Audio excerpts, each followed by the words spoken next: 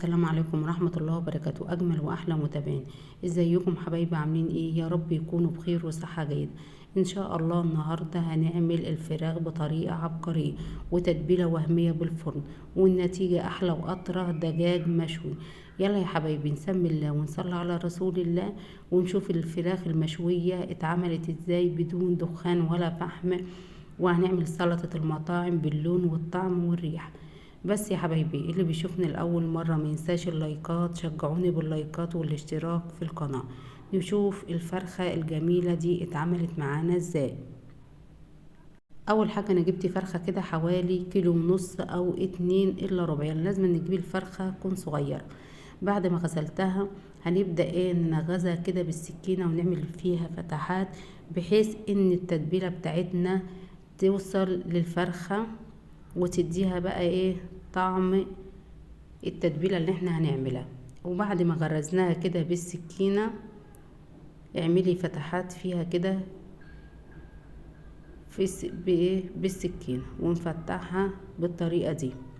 وبعد كده يلا بقى نعمل المحلول الملحي اللي احنا هننقع فيه الفرخ. معايا لتر من المية، هنزل عليه بمعلقتين من الملح ومعلقتين من السكر. والمحلول الملحي ده بيبقى جميل جدا لأي فراخ بتمتص أي زفارة أو أي حاجة مش مرغوب فيها في الفراخ، بيخليها جميلة جدا. وربع كوباية من الخل، وهنعصر بقى الليمون وهنرمي القشر في المية، وهننزل بعد كده بالفرخة بتاعتنا في المحلول الملحي اللي احنا عملناه ده، وهنسيبه حوالي من ربع ساعة لتلت ساعة. وبعد كده هنشطفها جدا بعد ما نطلعها من المحلول بتاعنا ده. ويلا يا حبايبي نعمل التتبيلة الجميلة للفراخ المشوية دي. اول حاجة هنا عندي بصلة انا بشراها في الكبة، وهنزل عليها بنص معلقة من الملح علشان تساعدني في تنزيل المية بتاع البصل. وبعدين كده هنضغط ونصفي البصل، انا عايزة المية بس.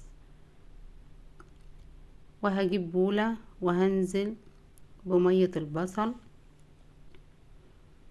وعليها بقى كوبايتين من الزبادي حوالي 75 جرام. الزبادي ده بيخلي الفراخ طرية وبيديها طعم رهيب.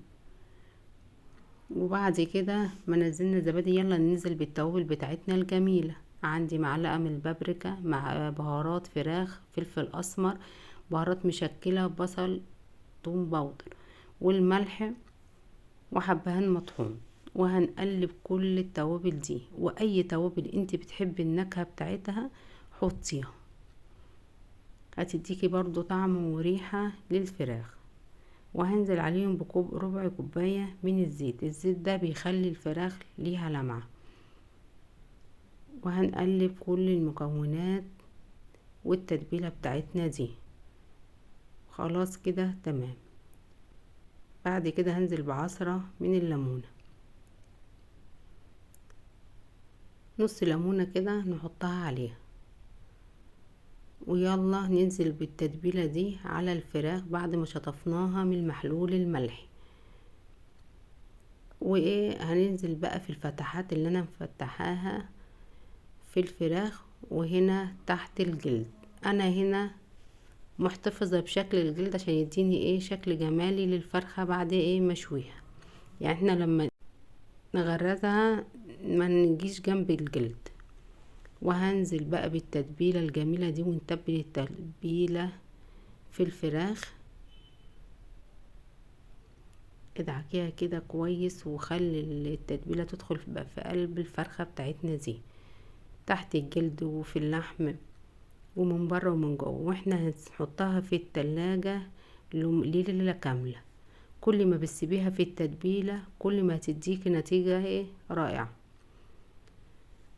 ولو انت مستعجلة يعني حوالي ساعتين وشويها، بس كل ما نسيبها كل ما تدينا طعم للفراخ.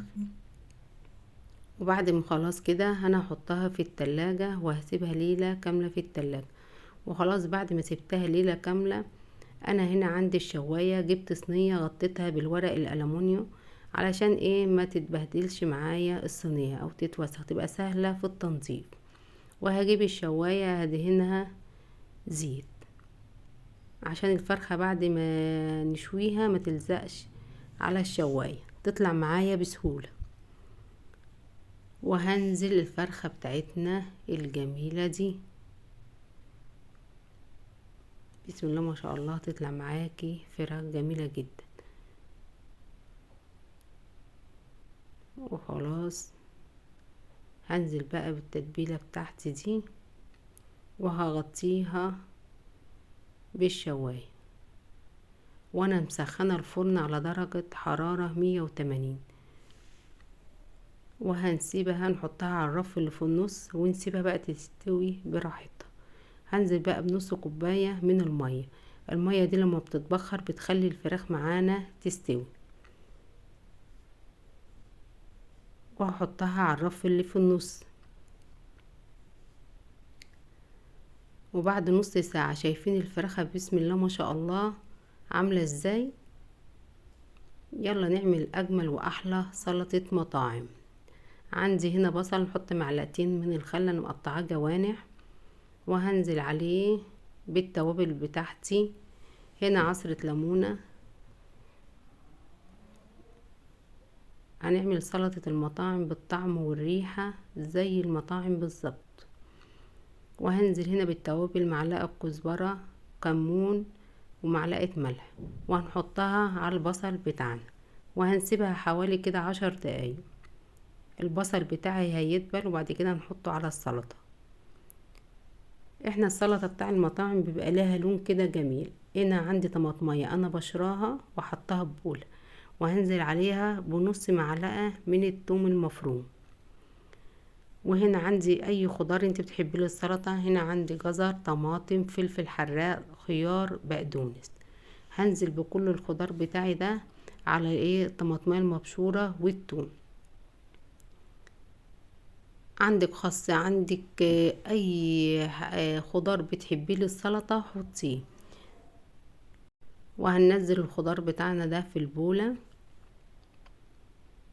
وهنزل بالبصل ده بعد ما دبل بقى، ونقلب السلطة بتاعتنا الجميلة دي.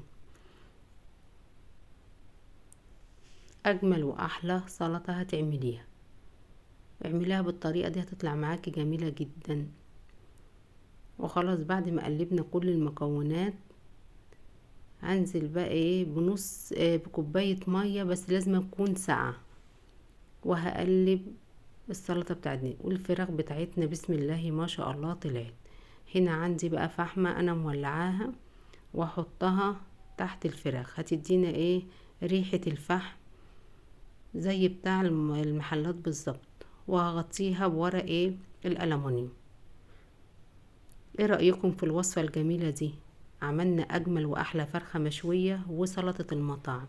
بس يا حبايبي اللي بيشوفني لأول مرة مينساش اللايكات، وصلوا لي الفيديو ده لأكبر عدد من اللايكات، واستنوني في فيديوهات كتير كتير. أسيبكم في رعاية الله وأمنه.